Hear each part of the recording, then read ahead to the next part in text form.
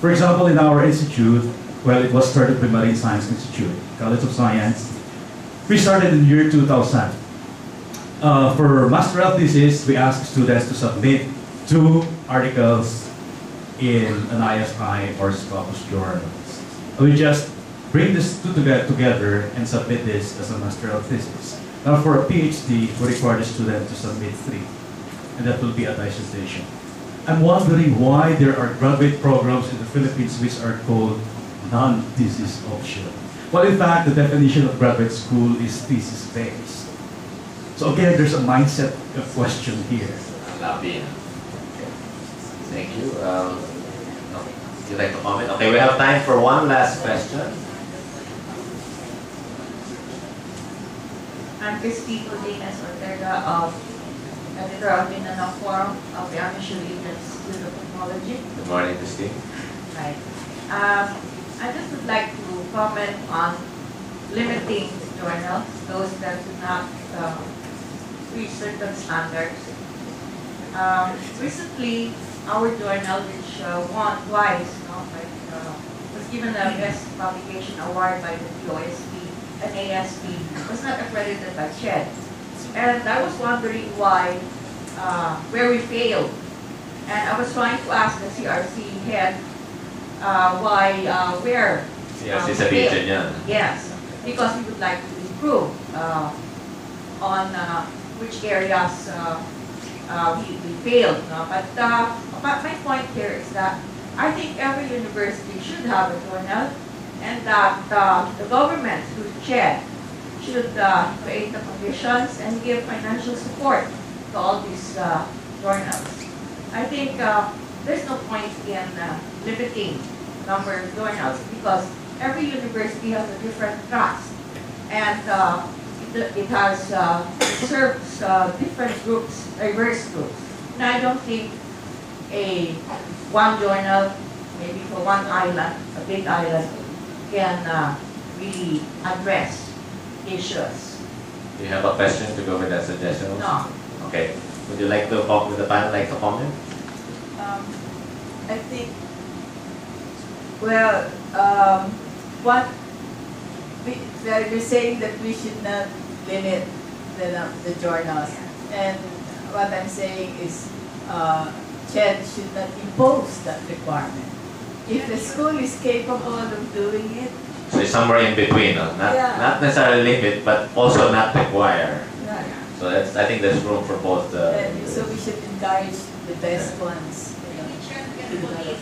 Police, no, not require, but not necessarily also then. Okay. Right. I would like to comment on, not comment, just share with you from my university point of view about giving awards or some money to the staff that publish articles. Right. We stopped doing this since 5 years ago, and the number of publications still increasing. When did you stop? Stop because we found that is the wrong way to go. The reason we stopped because they have conflict in departments. The people who publish a lot, we have a lot of money, and we try to avoid Professional jealousy. yeah, jealousy. That's right, right? Because I believe that Philippines is the same in Thailand. Right? It's about less than 50% of the people in the faculty contribute to publication for the faculty. Right.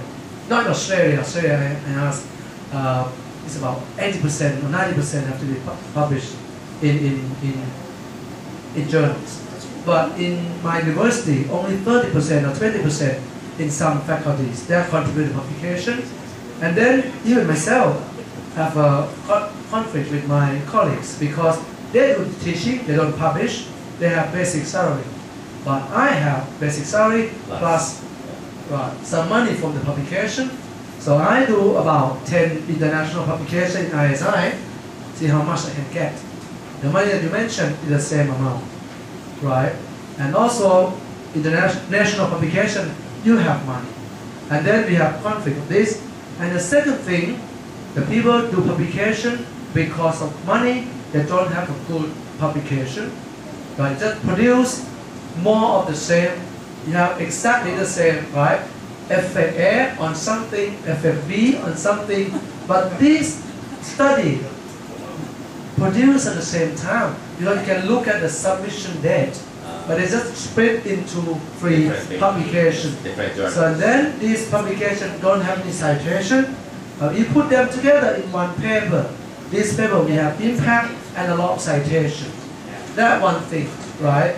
And then when we stop, we found that the publication number is doesn't decrease, but the number of people that publish decreasing significantly. Did the incentive help in the beginning? You said that you stopped the incentives, but did it help in the beginning? Yes, we tell them we want about 2 years, but we didn't stop. The university didn't stop giving money to person, but they give money to the department. Right? If It's still incentive, yes. but to the And then the researchers that publish, we have credit from the colleagues, because some of the money from the university come because of you, and they can spend all this money for everything. So now you are a team now, you share. Yes. This is a lesson learned from KMUTT. We have this 5 years ago, we stopped. The university still keep the same money, but just go to the head of the department, and then they have to come to talk and discuss among the staff how they want to spend this money. Thank you very much. Thank you very much. We'd like to give the panel another round of applause. And also, the people in the audience who participated, we're grateful for sharing with us and giving us your queries. And to provide a quick wrap up, I'd like to highlight that the journal ecosystem, which we provide a crucial ingredient in this whole research endeavor, and we provide a critical feedback for the research community. So we're in effect the hub for the research community. This is where the research community gathers and discusses. And so hopefully with the ideas that we've seen today, and hopefully you'll get some more ideas after you eat, okay? Then we'll be able to make an impact over the next few months and years. Thank you very much.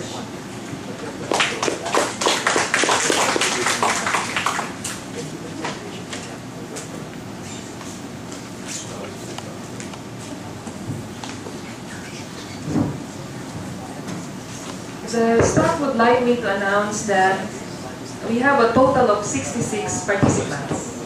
16 came from state universities, or we have 16 state universities and colleges participating in this workshop, and we have 6 private schools. The total of participants from both of these numbers are 66. Now, may I invite, for the closing remarks, our program states that it's Dr. Giselle Concepcion who's going to give closing remarks, but she will not be able to come, but in her stead is the incoming Assistant Vice President for Academic Affairs of the UP system, Dr. Marilu Nicolas. Could you help me welcome Ms.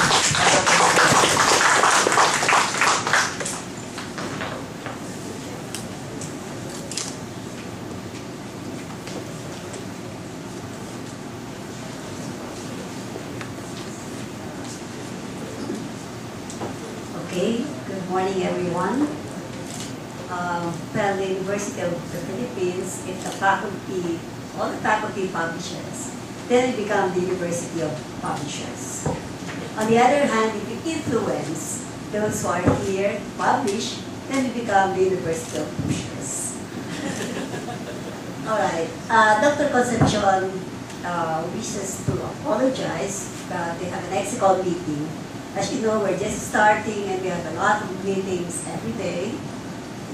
And so in her stead, I'm going to say her closing remarks. And I wish to congratulate the Office of the Vice Chancellor for Research and Development of the UP Diliman and its partners in this seminar workshop, the Commission on Higher Education and Elsevier for this valuable initiative. We thank the National Research Council of the Philippines, the National Academy of Science and Technology for their support, and the National Engineering Council for the use of their venue. Warm congratulations also to the participants from the state universities and colleges, from Luzon, Visayas, and Mindanao, some private institutions, and the UP system. The subject of academic journal publishing is close to my heart. This is Giselle Concepcion speaking. It's also me speaking here. At the Philippine Science Letters, an online journal published by the PAASE, and of which I am co-editor, we have experimented on an electronic publishing model that delivers the latest in quality research by Philippine-American innovators at minimal cost. The journal landed in the ISI master list in a year of existence, and we're now working to have it indexed in Scopus, Thomson Reuters, and other major databases. My involvement here may have to go to the backseat now that I have heeded the call of administrative work for the UK system. However, I could draw from the lessons of my experience as we continue to craft our vision for the University of the Philippines and share this to our friends in other institutions. As we know, one of the prime indicators of excellence of a university is its research and publications. High quality, targeted, and collaborative. But certain pressing issues have to be confronted. From the twin objectives of the seminar workshop, I understand a number of these have been touched on in the seminar workshop. One is the problem of access to academic journals. The cost of subscription remained prohibitive. From 1990 to 2000, the cost of subscriptions to scientific, technical, and medical subscriptions rose 11% each year. At UP Diliman, only the College of Engineering, through a DOST grant, has a subscription to Scopus. In most institutions in the provinces, there is an extreme dearth of research journals. In extremely underdeveloped countries, the situation is worse. In 2004, for instance, 56% of institutions in 75 of the world's poorest countries had zero journal subscription in the previous 5 years. Thus, the pooling of our resources through group subscriptions as well as other strategies could address this gap. Second, the issue of citations. Of thousands of journals in the world, only about 150 journals account for half of what is cited in academic literature. And in most fields, these are published by transnational giants like McQueen Thompson, of international giants. Only 19 out of 16,559 ISI accredited journals are Philippine journals. Thus, this move of Scopus and UP, NRCP and NASP to institute a citation center is most timely, as this can monitor adequately research performance in the university.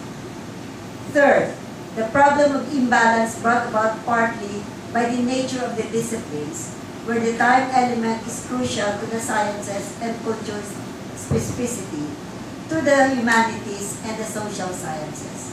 Of the top 20 Philippine journals indexed by Scopus, all except 4 are in the fields of sciences. How can research in the humanities and social sciences in the various regions in the Philippines be accounted for internationally? I'm happy to know that UP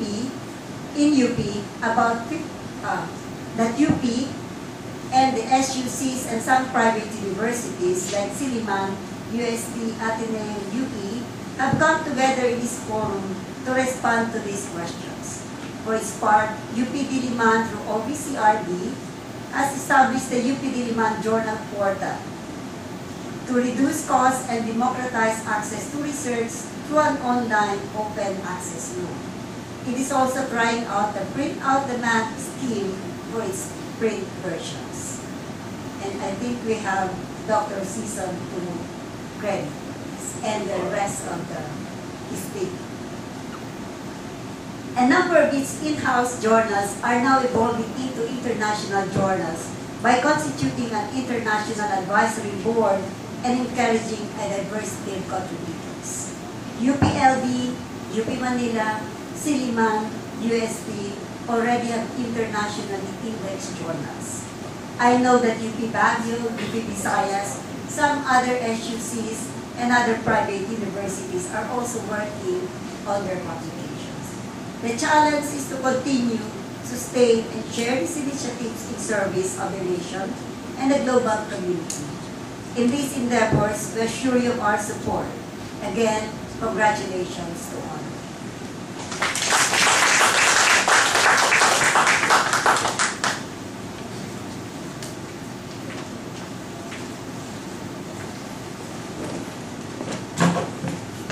Thank you very much, Dr. Nicolas. May we now call on Dr. Sison and Dr. Villarreal to give a token of thanks to our guests.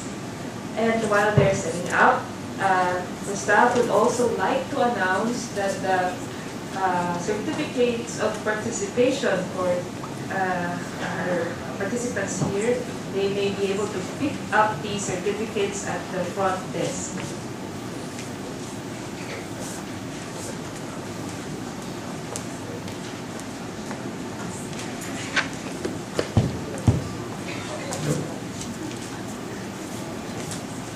This is not food, no?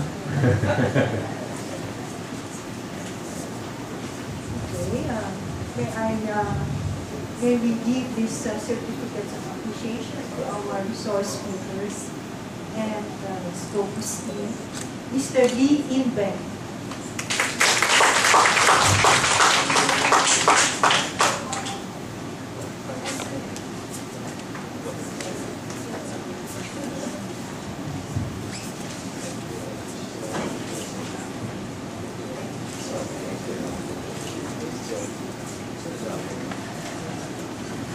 Mr. Andy Teo.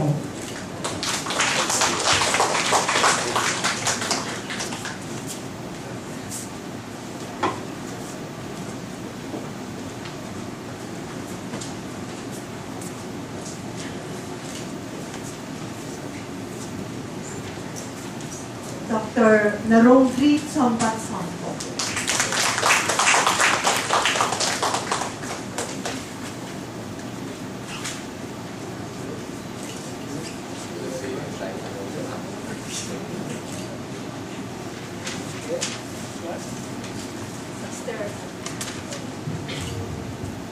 Derek Don Hong.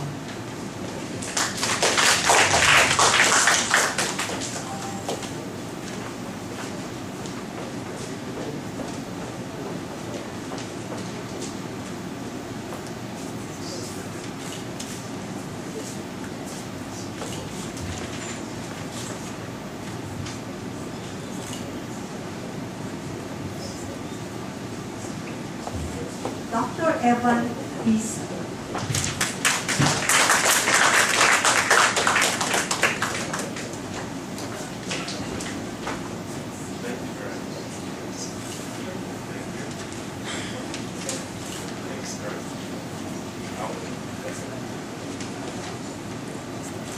Need to document. Oh, yes. That's always important, yes. Dr. Lourdes J. Cruz.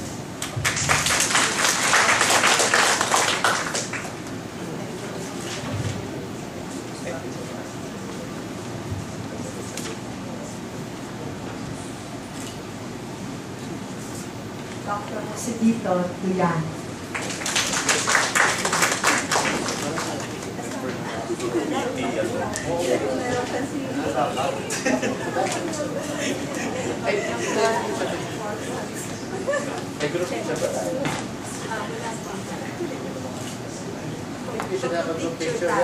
And so we will have probably a group picture, maybe. Where is a good place to have This is a Philippine tradition to our guests. No? We always have good food. We also have lots of picture taking. Okay? So may I invite everybody up on stage for a